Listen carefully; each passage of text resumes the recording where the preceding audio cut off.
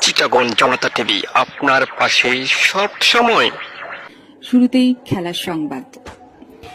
গ্রাম বাংলার ঐতিহ্যবাহী খেলা লুডু বৃষ্টির দিনে কিংবা অবসর সময়ে বাড়ির আঙিনায় অথবা ঘরের এক কোণে ছোট বড় যে কোনো বয়সের ছেলে মেয়েদের প্রিয় খেলা লুডু।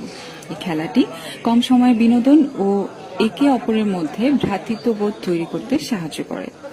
আন্তর্জাতিক কোনো টুর্নামেন্ট না থাকলেও পবিত্র ঈদুল আজহা উপলক্ষে দক্ষিণ চট্টগ্রাম পদুয়া ইউনিয়ন কুতুবের পাড়া একতা যুব সংঘের উদ্যোগে লুডু টুর্নামেন্ট 2022 অনুষ্ঠিত হয়েছে।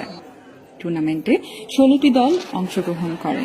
এতে চ্যাম্পিয়ন হয় হামিদ সিরাজ জুটি, রানার্স আপ শরীফ ইউনুস জুটি।